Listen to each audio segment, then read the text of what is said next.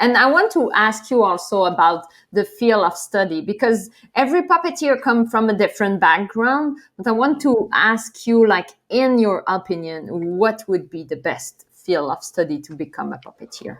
Wow, that's such a great question.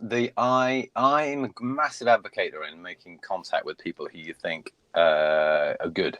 So I mean, my story that I've told in rather a long way, but I mean, essentially, as an 11-year-old, I wrote a letter, and that's what it boils down to one person. Mhm. And I guess what I suppose it's that thing of getting involved. It sounds crazy because it sounds so easy to very just go, oh, get involved, it's fine. But I think like your stuff, podcast is really interesting and engaging, and it has a lot of good advice. And it's that thing of don't dream it, be it, or just get up and do it. It's weird because again, people go, well, it's easy for you. You'd have a career. And you go, yeah, but I did when I was a little kid make puppets, and Uh-huh. I did put little shows on in my school. And I think it's that thing of going, get involved. If you have an idea or a dream, get going. And even if you think, oh, I want to be a funny, elephant puppet character, then just make one and see how it goes. It doesn't matter if it's rubbish, because in 3 weeks' time you can rebuild it. In 6 months' time you can rebuild it. You can change it. You can move the voice. You can make it a different color. You can do whatever. So I suppose my thing is getting in touch with people who are doing it and seeing if they have any, Mm. and watching this kind of stuff. Obviously there's not a wealth of your kind of stuff online actually. So you guys are doing something which I feel is quite important. It's a great place to check in and say, what can I learn this week, or what can I learn this time?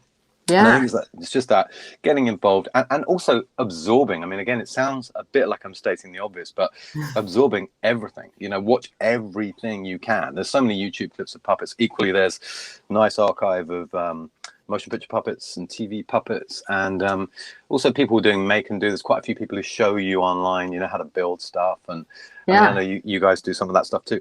I just think it's that thing of immersion. It's almost an obsession. I think I was obsessed.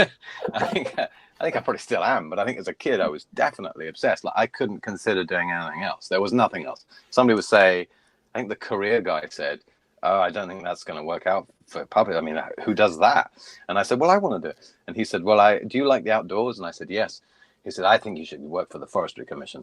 So, like looking after the woodland. I was like, "Well, how do we get from that to that?"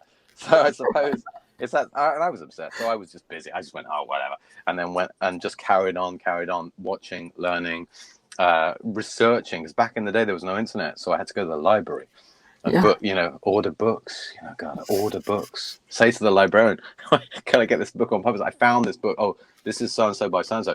And they say, "Oh, it's to be here in 6 weeks." 6 weeks. God, so I'd wait 6 weeks, and I get my puppet book, and I'd be, oh, okay. And then you have to give it back 2 weeks later because it's a library, and then you have to say goodbye, bye book, thanks, and or you photocopy it.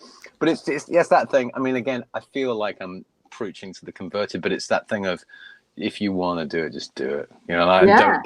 don't get too hung up about it. A lot of people get worried, like, what if it's not good? What if the thing is not great? You go, just do it, because once you do it, that journey, that forward motion begins. And so once the journey begins, and people often say, well, I don't think I have the right thing right now. I don't have the right fabric, or I don't have the right, sponge, or I don't know how to do it. Just do it, scratch do it, and then you'll soon look at it and go, oh, I need to make that different, and just progress through that Yeah. journey. Because I think I've got this thing on my in my house that's like a saying. It's not like a naff poster. It's a big lump of metal, and hammered into the metal with typography, typewriter letters. It says, "What would you do today if you knew you could not fail?" And that's the thing. If you decide, okay, I'm not gonna, I mean, if you do fail, it's that thing of like, what would you do? And people always go, oh, I want to do this, or I want to do that, and you go, well, just do it, because the only thing that stops people doing it is the fear of failure. And Yeah. failure's fine. Failure's absolutely fine. It's just a part, as you know, it's a part of the journey, and we have to screw up to get things right. But it's hard with young people. Sometimes with young guns, they don't want to goof up, and you go, don't worry, it's fine, but people will see it and they won't think it's very good. It doesn't matter, because it'll be better next time. So I think this, immerse yourself, become crazy obsessed. We're all a little crazy obsessed. But we need those kind of advice and talk. Like you're giving us like the passion of it and the encouragement, and that's what this show is about, also. Yeah, that's And good. Yeah, I sense that when I've seen stuff of yours in the past. I sense that, and I think it's so important to make people, just to say to people, just go do it. Go do it. It's fine. No one's gonna, it's gonna be fine.